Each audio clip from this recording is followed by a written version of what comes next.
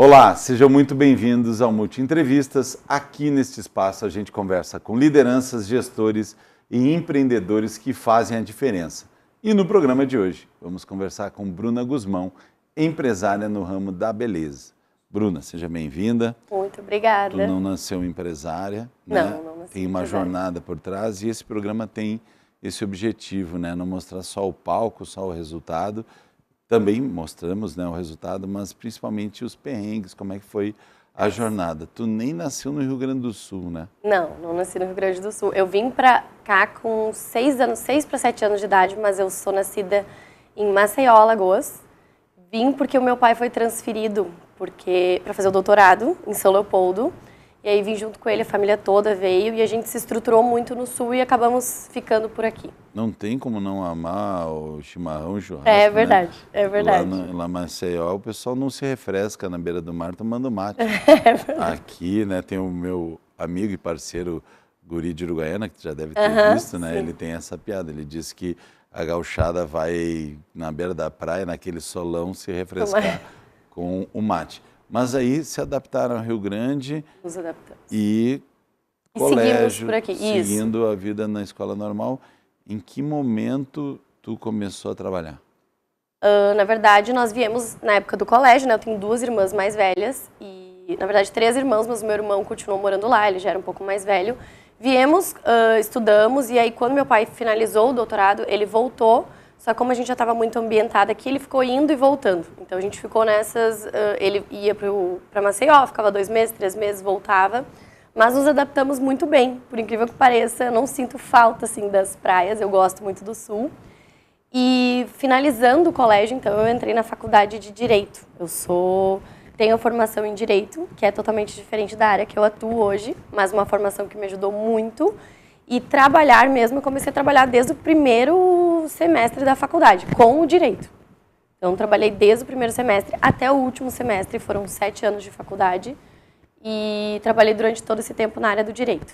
Tu pode criar um ramo direito da beleza, né? Eu já pensei nisso. Jura? Já pensei Olha nisso. aí, então, em sinergia. Sim. Mas dentro da tua faculdade, tu trabalhava onde? Era estágio? Que área que tu atuou? Porque essa transição do direito para a beleza é o que realmente faz surpreender, porque antigamente as pessoas eram advogado, era só advogado, era médico, só médico, era um vendedor, era só vendedor. E hoje o cara pode ser médico e músico, pode ser vendedor e maratonista. As pessoas podem fazer mais coisas, né? Ser mais multitarefas, né? Como que foi esse período desses 7 anos? Então, durante a faculdade eu sempre trabalhei com estágio. Na verdade, no primeiro estágio eu cheguei a ser efetivada, de certa forma. Eu trabalhava em turno integral, fazia faculdade de noite, mas sempre trabalhava na área trabalhista e previdenciária. Então, depois desse primeiro estágio, eu fiquei 2 anos e meio. Fui para uma empresa pública de rodovias, trabalhar com uma parte jurídica. Depois eu fui para um outro escritório e finalizei nesse escritório. Então, eu sempre fiz ou em escritórios diretamente com o cliente, com o reclamante, né, que a gente fala no direito trabalhista, ou em empresa pública de rodovias, e aí nessa parte jurídica. Então, eu tive os 2 lados ali. Eu trabalhei tanto com a parte do reclamante, que a gente fala, que é o funcionário, e da reclamada, que é a empresa. E tu recomenda para todo cara que está numa graduação, né? Por exemplo, na UBRA, são milhares de alunos que muitas vezes esperam se formar para daí entrar no mercado de trabalho, né? Naquela coisa de que estudar já é bastante trabalho, né? Já algumas noites e algumas festas que não dá para ir para poder ir bem nas provas e na avaliação. Sim.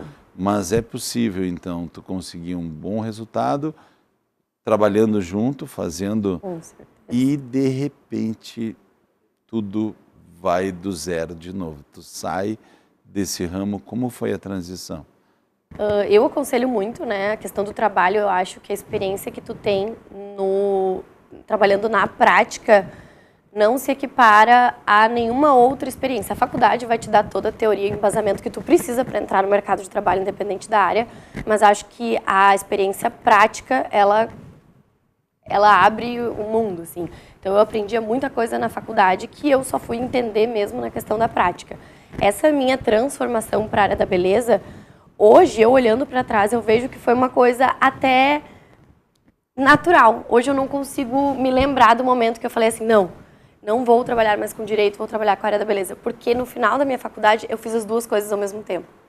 Então, eu estava fazendo TCC, eu trabalhava, estagiava em Porto Alegre, pegava trem todos os dias, eu fazia 6, 7 cadeiras e nas minhas horas livres eu maquiava. Então, eu fui maquiando, eu tive uma sorte de ter uma chefe incrível na época, que ela entendeu essa minha paixão pela arte, assim, e ela combinava comigo alguns horários. Então, eu iniciava das 8 às 4, só que eu perdi 1 hora de trem ida e volta, e ela falava, não, inicia às 9, se tu tem uma maquiagem antes, inicia às 9 e hoje fica até às 5. Então, ela foi me ajudando nisso, em todos os meus períodos livres, eu maquiava, e nos horários que eu tinha, além disso, que às vezes eram de madrugada, eu fazia meu TCC e estudava para me formar. Isso a gente brinca, né? Isso os bastidores ninguém mostra, né? As noites virando de sono e tal. E tem uma geração inteira que tá mimimi, né? Que tá, mas parece que a impressão que dá é um pouco mais fraca, né? Não está testado. E eu não sei se nessa jornada todos os teus colegas, quantos tu conta na mão, tinham essa pegada de mesmo sem tempo, não ir para as desculpas, achar as brechas. E quando tu falou sorte, né, existe um conceito de sorte interessante, que é sorte é tu estar preparado para as oportunidades.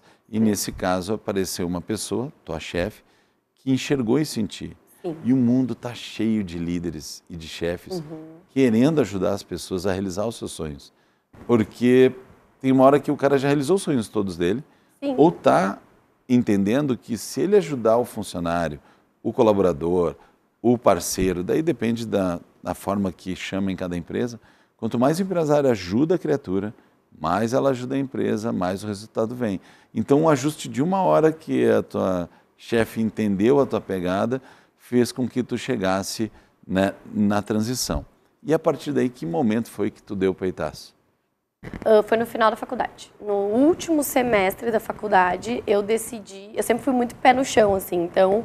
Eu tinha essa formação, eu vim de uma família em que meu pai acreditava antigamente nessas profissões tradicionais, então existia arquiteto, médico, engenheiro, e seguia a carreira, fazia estágio, saía da faculdade, seguia. E eu tenho uma irmã mais velha, que ela já é empreendedora, mas ela é empreendedora, digamos que no ramo dela, ela é formada em publicidade, e ela tem uma marca de bolsas, ela abriu nessa área, nesse nicho que já se era esperado. Eu fui totalmente diferente. Então, no último semestre, eu resolvi começar a maquiar. Eu sou da área da beleza, mas eu também sou maquiadora, né? Eu tenho um estúdio de beleza, mas eu também trabalho no meu estúdio de beleza. Sou maquiadora e comecei a maquiar de hobby. Então, maquiar em casa, comprei algumas coisinhas. Eu era estagiária, né? Então, não tinha muitas condições ali de comprar. Comprei algumas coisas e comecei a maquiar de hobby. E aí, fui fazendo essa transição no último semestre. Então, no último semestre, eu fazia tudo ao mesmo tempo. Como eu disse, eu trabalhava, eu estudava, eu maquiava, fazia tudo. E faltando, acho que uns 2, 3 meses para eu me formar, eu falei, vou abrir um local. Até hoje eu não sei exatamente o que me veio na cabeça, porque eu pensando, na época eu tinha 24 anos, né? Uma menina de 24 anos que não tinha experiência alguma, nem exemplo nenhum de local físico, empreendimento, aluguel, nada, assim, eu não tinha nada. O pessoal confunde ter um PJ com ser empresária, né? Exatamente.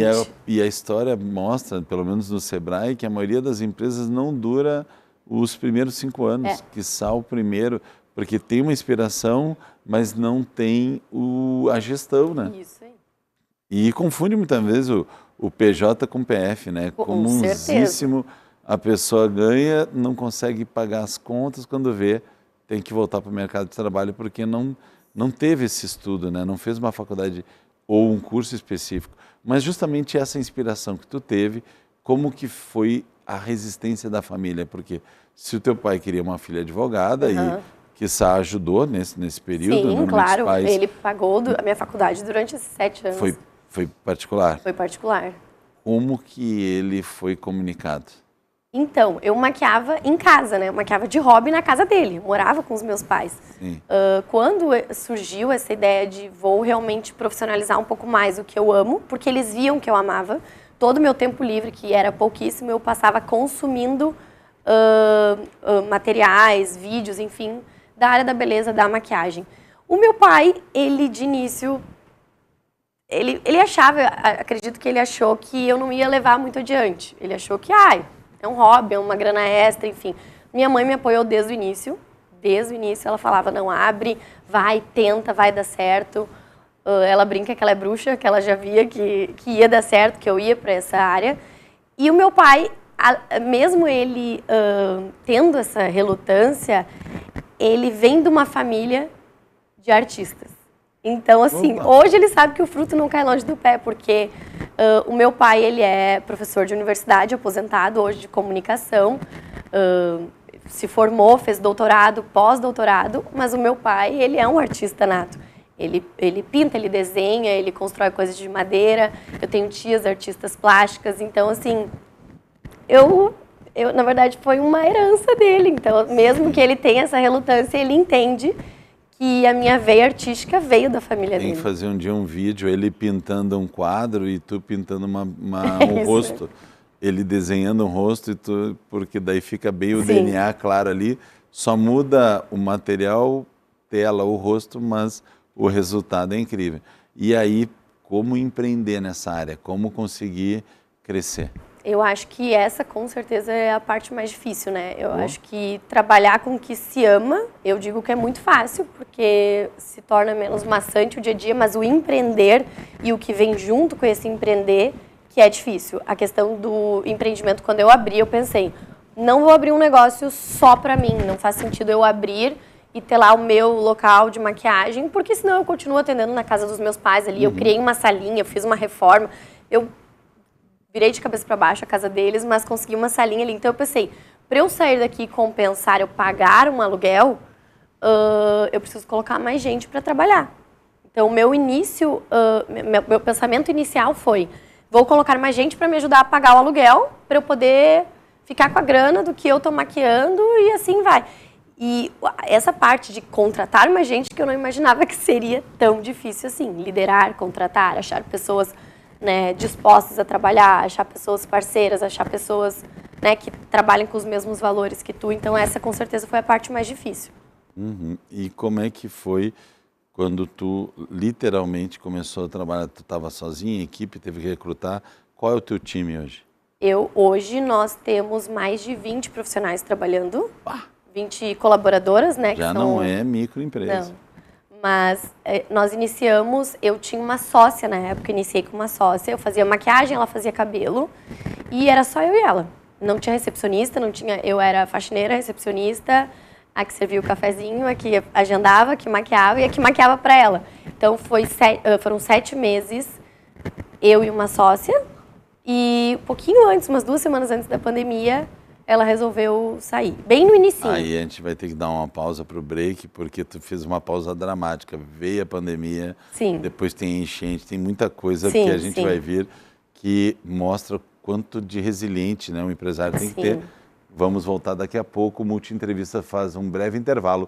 Não saia daí, já voltamos.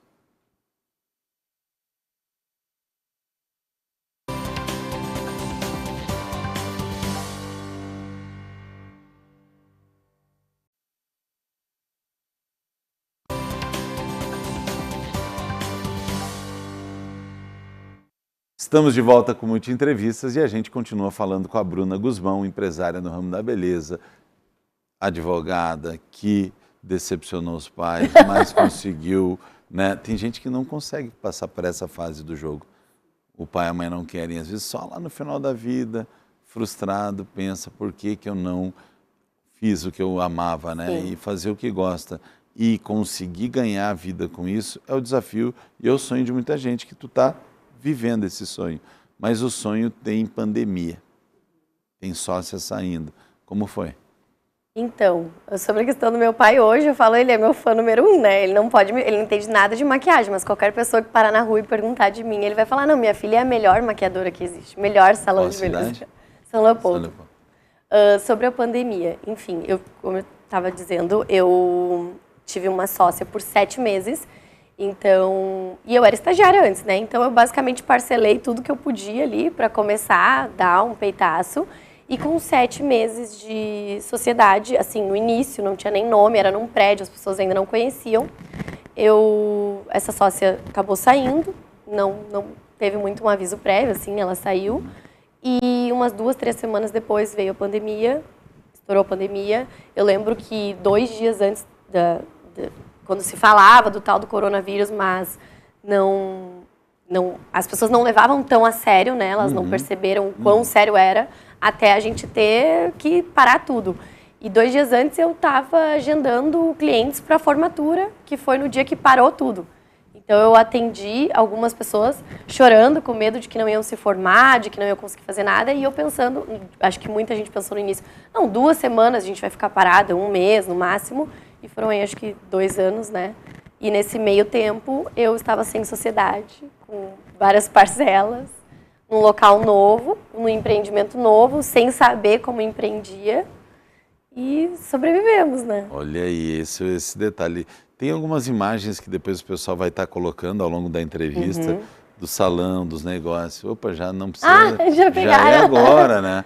Aí ajuda a ilustrar melhor como que é lá, né? Olha que legal, tem até o tapetinho igual da minha fazenda, tapetinho de couro. E aí, que interessante.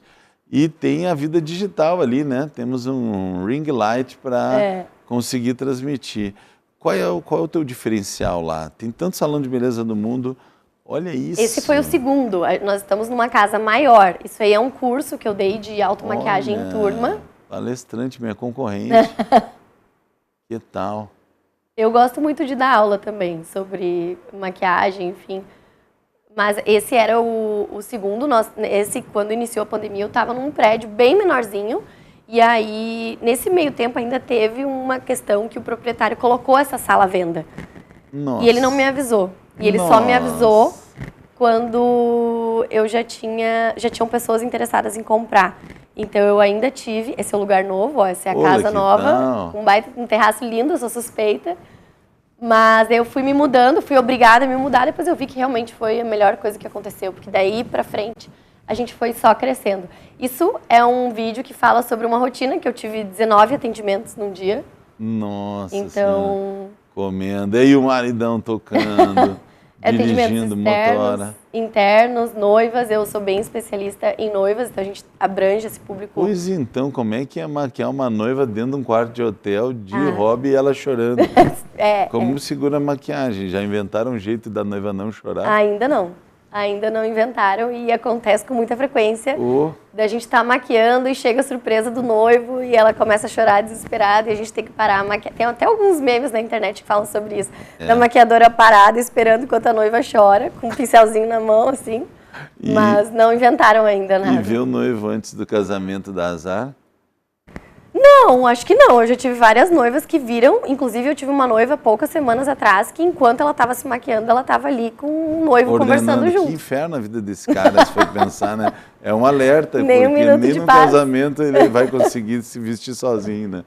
Mas me conta essa questão treinamento. Eu sou defensor 100% que cada empresa hoje tem que virar uma mini universidade. Com certeza. O estudo não para. As coisas mudam e treinamento. Como que é o ritmo e como é que é as sequências de treinamento? Como é que tu faz para manter a tua equipe sempre qualificada? Isso é um desafio muito grande. Eu acredito que o principal é o diálogo. Eu acho que não existe treinamento nenhum, pode ser o melhor treinamento do mundo se tu não tiver um diálogo sincero e honesto com a profissional que vai trabalhar ali sobre os propósitos, contratar a gente com o mesmo propósito. O meu propósito no estúdio, ele nunca foi e nunca será crescer sozinha, e sim crescer com os profissionais que estão ali. O nome do estúdio é B Estúdio, eu sempre falei, eu não colocaria o nome Bruna Guzmão Estúdio, porque eu não quero que eu seja a conhecida no espaço, eu quero que todo mundo que seja, as autônomas que trabalham ali, todas tenham o seu nome reconhecido.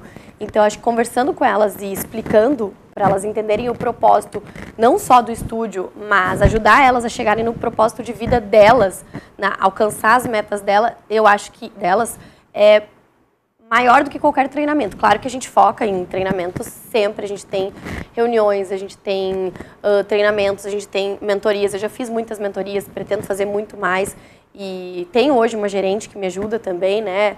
muito nessa questão de administração ali, de conversar muito com as profissionais, mas eu acho que o maior treinamento de todos, com certeza, é o diálogo transparente, é conversar com elas e fazer elas entenderem que eu quero crescer junto com elas, que eu quero que elas cresçam junto comigo.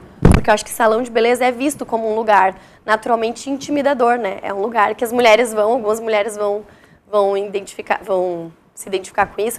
Tu vai num lugar e fica se sentindo um pouco mal, parece que um pouco julgada. E ali não, a gente tem uma proposta diferente. Então eu, como dona, eu sempre falo para elas, para as colaboradoras, eu sou igual a vocês, eu tenho às vezes a mesma idade, às vezes eu tenho menos idade que vocês.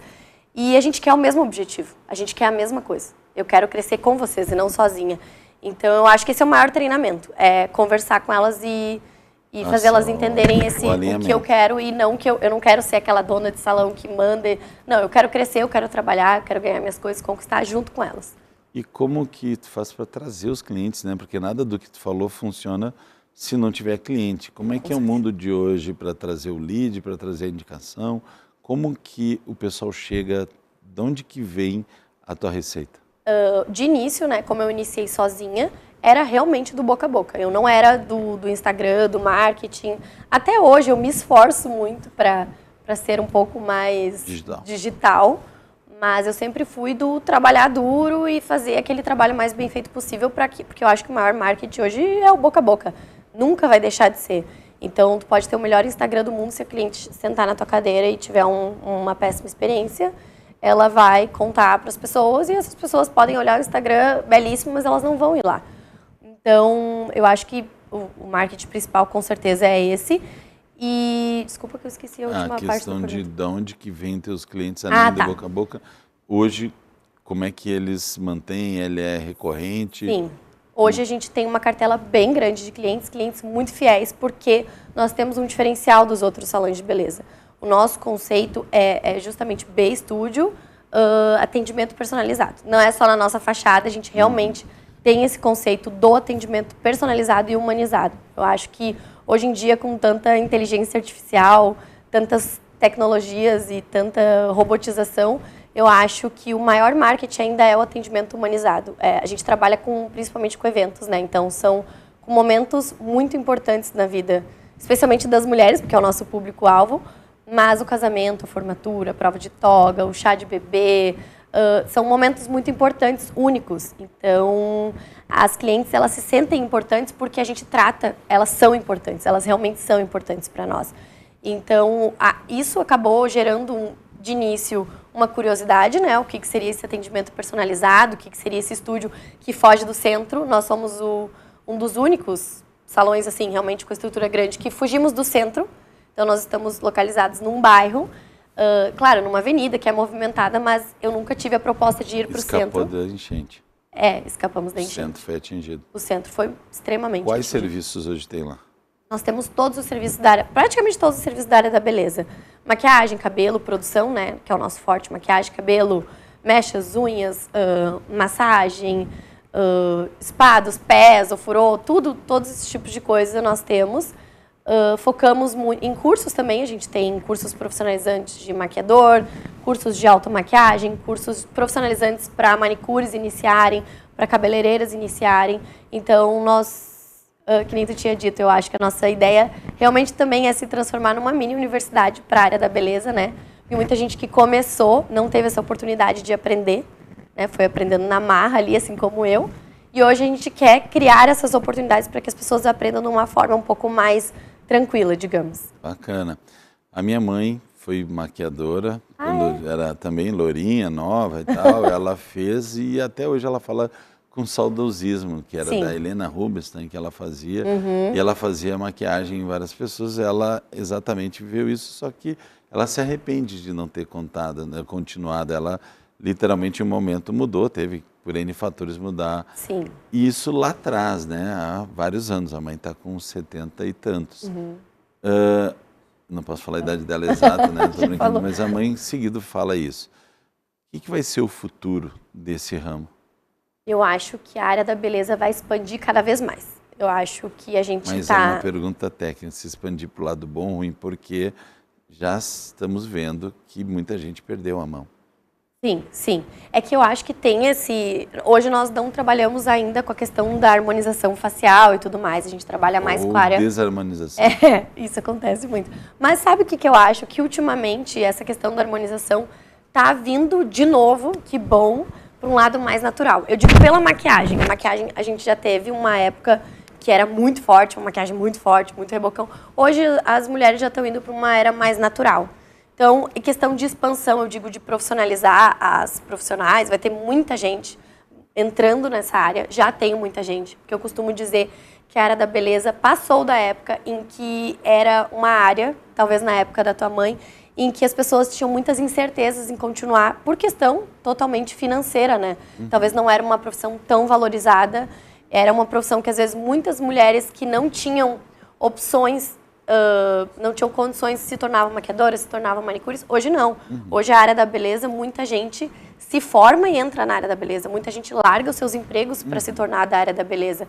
Então, o estúdio ele tem muito essa missão de comunicar isso. Hoje a área da beleza é uma área que, sim, tu pode ganhar muito bem, tu pode ter uma vida muito boa, até melhor do que algumas profissões. Eu posso dizer que hoje eu ganho muito mais do que quando eu trabalhava com direito e das oportunidades que eu tive de emprego depois. Hoje não se compara a renda da questão da estética e eu acho que isso vai crescer cada vez mais. Acho que o mercado não vai saturar tão cedo porque tem público.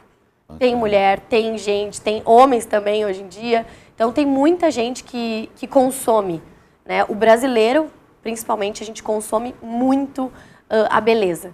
E eu acho que nessa questão profissionalizante vai expandir muito. Na questão da desarmonização, enfim, eu acho que realmente a gente tem que rever, parar um pouco, porque a gente está numa era um pouco complicada em relação a isso. Precisa falar a verdade, né, Bruna? É verdade. Não pode ser de um homem, porque tá aí justamente parece que está sendo Sim. só contra, né? Mas às vezes a pessoa, por algum motivo, perdeu, né, a noção e vai se prejudicar, né? Claro. Então, eu tenho que te agradecer, porque a gente, né, muito assunto, concordo 100% contigo do caminho do equilíbrio. Eu lembro da época da foto da minha avó com os maiô, que ia do joelho até aqui, né, maiô preto. Depois chegou nos anos 80, na época que as gurias já estavam com minúsculo, que até começando um topless. Hoje no natural ficou meio termo, né? Sim. Então acho que essa tendência é realmente o mundo buscar o equilíbrio. Exatamente. Obrigado por compartilhar a tua história. Eu que agradeço. E